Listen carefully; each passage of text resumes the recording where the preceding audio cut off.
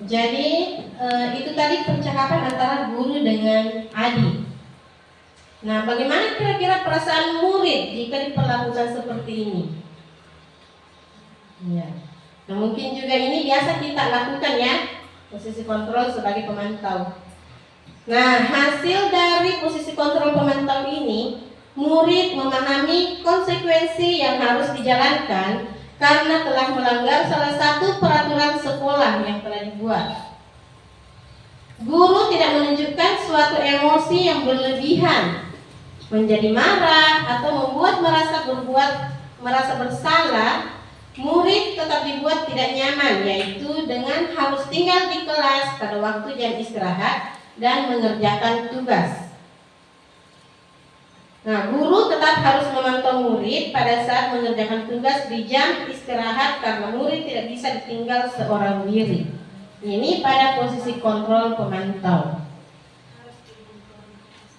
Ya. Apakah ini sudah tepat, Bapak Ibu? Belum ada yang pas. Sekarang kita lanjut pada posisi kontrol yang terakhir, yang kelima, yaitu sebagai manajer. Ya, manajer. Jadi kita juga sebagai manajer ya, di sekolah ataupun di luar sekolah ya, di rumah. Nah, posisi manajer ini adalah posisi di mana guru berbuat sesuatu bersama dengan murid, mempersilahkan murid mempertanggungjawabkan perilakunya, mendukung murid agar dapat menemukan solusi atas permasalahannya sendiri. Seorang manajer telah memiliki keterampilan di posisi teman maupun pemantau. Dan dengan demikian bisa jadi di waktu-waktu tertentu kembali kepada kedua posisi tersebut bila diperlukan. Namun, bila kita menginginkan murid-murid kita menjadi manusia yang merdeka, mandiri, dan bertanggung jawab seperti yang diharapkan oleh Ki Hajar Dewantara ini, maka kita perlu mengacu kepada restitusi yang dapat menjadikan murid kita seorang manajer bagi dirinya sendiri. Jadi murid kita yang menjadi manajer untuk dirinya sendiri. Nah, di manajer ini murid diajak untuk menganalisis kebutuhan dirinya maupun kebutuhan orang lain. Di sini penekanan bukan pada kemampuan membuat konsekuensi, namun dapat berkolaborasi dengan murid bagaimana memperbaiki kesalahan yang ada. Seorang manajer akan berkata, apa yang kita yakini. Nah, di sini kita kembali kepada keyakinan kelas. Ya. Jadi pada posisi kontrol manajer ini kita bisa berkolaborasi dengan murid ini untuk mencari solusi atas permasalahan yang dihadapi oleh murid di kelas. Jadi ini juga bisa kita terapkan di rumah ya, sebagai orang tua. Nah, selanjutnya, apakah kamu meyakininya? Jadi di sini kita panggil murid kita tanyakan, apakah kamu meyakininya? Tadi kan sudah ada pertanyaan di awal. Apa yang kita yakini?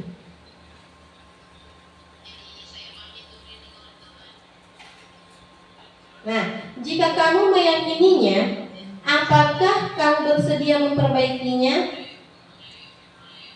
Jika kamu memperbaiki ini, hal ini menunjukkan apa tentang dirimu? Apa rencana kamu untuk memperbaiki hal ini? Itu contoh kata-kata yang bisa kita gunakan pada posisi kontrol manajer ini. Jadi tugas seorang manajer bukan untuk mengatur, ya, bukan untuk mengatur perilaku seseorang. Nah, di sini tugas kita sebagai seorang manajer yaitu membimbing murid untuk dapat mengatur dirinya. Kita arahkan murid kita bimbing untuk mengatur dirinya sendiri. Sama dengan kita. Kita juga pasti tidak mau kalau diatur-atur sama orang lain. Pasti ada beban, ya. Iya. Nah, seorang manajer bukannya memisahkan murid dari kelompoknya, tetapi mengembalikan murid tersebut ke kelompoknya dengan lebih baik dan kuat. Bisa jadi dalam praktik penerapan disiplin sehari-hari, kita akan kembali ke posisi sebagai teman atau pemantau karena murid yang kita tangani itu belum siap diajak berdiskusi atau diundang melakukan restitusi. Ya. Namun perlu kita sadari tujuan akhir dari 5 posisi kontrol seorang guru ini adalah pencapaian proses manajer, di mana posisi inilah murid dapat menjadi pribadi yang mandiri, merdeka, dan bertanggung jawab atas segala perilaku dan sikapnya, yang pada akhirnya dapat menciptakan lingkungan yang positif, nyaman, dan aman. Nah, setelah kita membahas tentang kelima posisi kontrol ini, kira-kira menurut Bapak Ibu guru hebat, posisi kontrol yang mana kira-kira yang mau kita terapkan di sekolah? Iya, posisi kontrol yang paling tepat itu adalah sebagai sebagai manajer. Jadi harapan kami berdua sebagai calon guru penggerak di sekolah ini, setelah memberikan pemahaman tentang posisi kontrol ini, ada perubahan atau ada ada hal-hal, ada perubahan yang bisa Bapak Ibu guru terapkan di sekolah. Iya. Mudah-mudahan materi yang saya bawakan ini bisa kita terapkan di sekolah. Ya. Bukan cuma di sekolah, baik di luar di lingkungan sekolah, sekitar sekolah ataupun di rumah ya, terutamanya di rumah. Karena kelima posisi kontrol ini, kalau kita hanya terapkan di sekolah, kemudian tidak ada kelanjutannya di rumah, maka kita sebagai guru juga akan merasa kesulitan ya. Makanya dalam hal ini harus ada kolaborasi antara guru dan orang tua murid ya, dan seluruh stakeholder yang ada di sekolah. Jadi kita harus berkolaborasi, kita harus bekerja sama ya. Nah, materi selanjutnya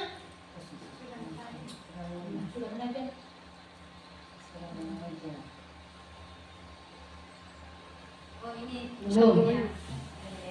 Nah, ini ciri-ciri posisi kontrol sebagai manajer. Nada suaranya tulus, bahasa tubuhnya tidak kaku dan mendekat ke murid. Artinya dia sudah memuat semua posisi kontrol yang tadi ya, sudah ada di dalamnya. Ya, contohnya, Adi, apakah kamu mengetahui jam berapa sekolah dimulai? Tahu Pak, jam 7. Ya, jadi kamu terlambat. Kira-kira bagaimana kamu akan memperbaiki masalah ini? Saya bisa menanyakan teman saya Pak untuk mengerjakan tugas yang tertinggal. Baik, itu bisa dilakukan. Apakah besok akan ada masalah untuk kamu agar bisa hadir tepat waktu ke sekolah?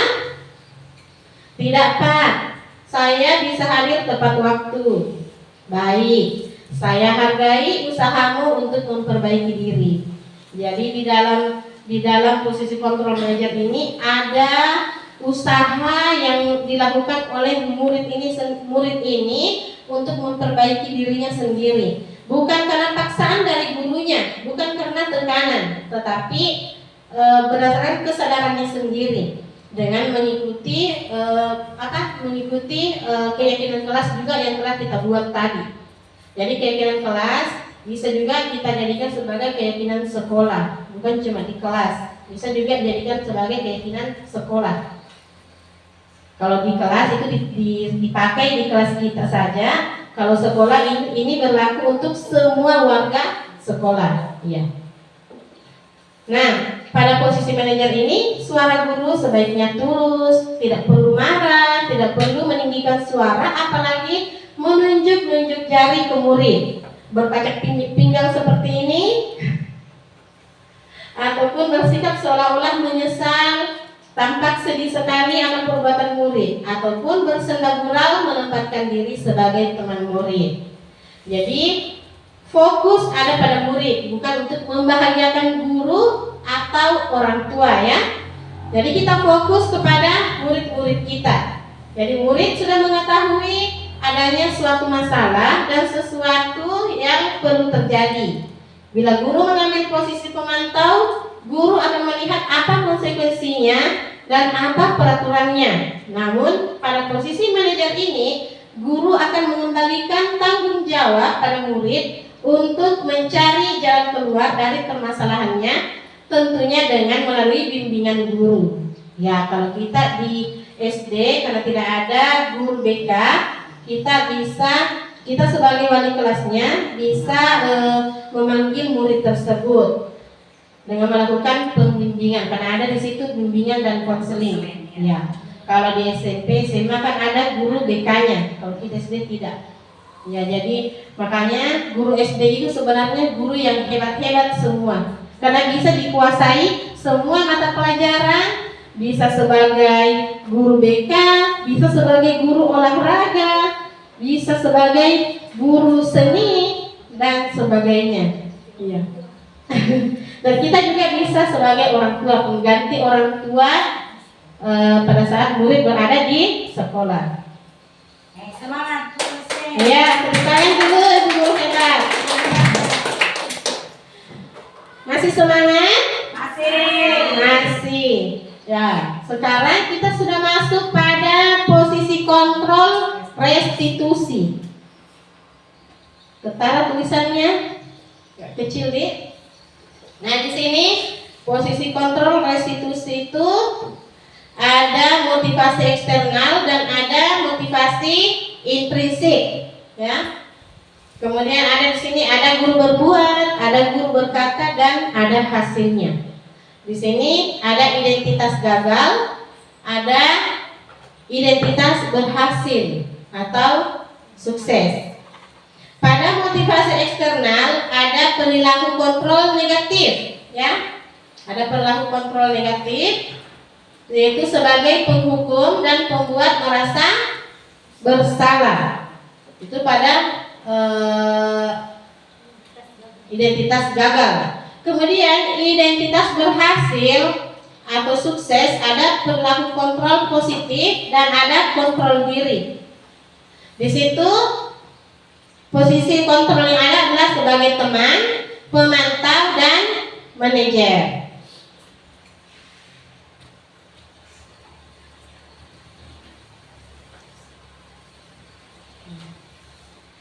Nah, sekarang kita lanjut pada materi yang terakhir, yaitu tentang segitiga restitusi, ya. Segitiga restitusi. Tadi sudah ada dibahas oleh Ibu Tuti tentang restitusi. Apa itu restitusi? Sekarang cara mengatasi masalah dengan menggunakan segitiga restitusi. Jadi tentunya kita sebagai guru ingin mengetahui bagaimana cara menerapkan segitiga restitusi ini. Jadi Dian Gosen dalam bukunya telah merancang sebuah tahapan untuk memudahkan para guru dan orang tua dalam melakukan proses untuk menyiapkan anaknya untuk melakukan restitusi yang disebut dengan segitiga restitusi atau restitution triangle. Nah, ini gambaran dari segitiga restitusi. Ini ada menstabilkan identitas, ada validasi tindakan yang salah, dan ada menanyakan keyakinan. Dari sini kamu tentu punya alasan mengapa melakukan itu pada validasi tindakan itu. Nah, yang pertama itu ini, menstabilkan identitas. Jadi pada segitiga restitusi urutannya pertama yaitu menstabilkan identitas, kemudian validasi tindakan yang salah, kemudian menanyakan keyakinan. Jadi sempat kemarin saya dengan Ibu Tuti juga mendapatkan tugas di pendidikan guru penggerak untuk membuat video tentang segitiga restitusi ini, di mana kita memanggil murid, kemudian menanyakan permasalahannya dan memecahkan permasalahan itu dengan menggunakan segitiga restitusi ini. Memang kalau kita gunakan itu sangat bagus kalau kita terapkan. Ya, cuma kadang itu kita tidak mau ambil pusing, ya. Padahal ini sangat bagus kita terapkan di kelas. Bahkan bukan cuma di kelas, di luar kelas pun kita bisa terapkan. Yang pertama, menstabilkan identitas. Ini yang di bawah. Di sini biasa kita menggunakan kata seperti ini. Setiap orang pasti pernah melakukan kesalahan. Ya, jadi pada saat anak-anak melakukan kesalahan, kita bisa mengatakan seperti ini. Setiap orang pernah melakukan kesalahan. Bukan cuma kita, ibu juga biasa melakukan kesalahan. Karena memang tidak ada manusia yang sempurna. Kemudian ini, kamu bukan satu-satunya yang pernah melakukan. Nah, ini contoh kata yang bisa kita gunakan pada menstabilkan identitas. Selanjutnya, pada tahap yang kedua, sisi yang kedua, validasi tindakan yang salah. Atau kita bahas nih satu per satu ya. Nah, di sini ada sisi pertama, menstabilkan identitas. Nah, bagian dasar dari segitiga ini yang paling di bawah itu adalah bertujuan untuk mengubah identitas anak dan diri orang yang gagal karena melakukan kesalahan menjadi orang yang sukses. Jadi, anak yang melanggar peraturan karena sedang mencari perhatian, kesalahan menjadi orang sukses. Jadi, anak yang melanggar peraturan karena sedang mencari perhatian adalah anak yang selalu mengalami kegagalan. Dia mencoba untuk memenuhi kebutuhan dasarnya, namun ada benturan. Kalau kita mengkritik dia, maka kita akan tetap membuatnya dalam posisi gagal. Kalau kita ingin ia menjadi reflektif, maka kita harus meyakinkan si anak dengan cara mengatakan kalimat-kalimat seperti ini. Berbuat salah itu tidak apa-apa, Kemudian, saya juga pernah melakukan kesalahan seperti itu. Kita bisa menyelesaikan ini. Nah, Bapak atau Ibu tidak tertarik mencari siapa yang salah, tapi Bapak dan Ibu ingin mencari solusi dari permasalahan ini. Kemudian kamu berhak merasa seperti itu. Apakah kamu sedang menjadi teman yang baik buat dirimu sendiri? Ini beberapa contoh pertanyaan yang bisa kita lontarkan kepada anak-anak pada saat menstabilkan identitas. Nah, kalau kita mengatakan kalimat seperti tadi, itu akan sangat sulit, bahkan hampir tidak mungkin. Jadi buat anak untuk tetap membangkang. Para guru yang bertugas mengawasi anak-anak saat mereka bermain di halaman sekolah menyatakan bahwa bila mereka mengatakan kalimat tersebut yang mungkin hanya butuh 30 detik, bisa mengubah situasi yang sulit menjadi kooperatif. Nah, memang kalau kita pikir, kalau kita mengatakan kata-kata seperti ini pada anak-anak tersebut, ada hal-hal yang ada perubahan pada anak tersebut, ya. Beda kalau misalkan dia, kenapa berkelahi? Gara-gara apa? Iya. Artinya kita panggil baik-baik anaknya. Jangan pada saat ada temannya yang melihat. Artinya pada saat itu, pada saat anak tersebut melakukan suatu permasalahan, jangan langsung kita tindaki. Ya, contohnya pada saat anak-anak terlambat, dipersilahkan dulu mengikuti pelajaran. Nanti setelah jam pelajaran selesai, kita bisa memanggil anak tersebut untuk datang ke kantor atau untuk berdiskusi berdua saja bersama dengan kita, gurunya, ya, untuk menerapkan segitiga restitusi ini. Nah, selanjutnya,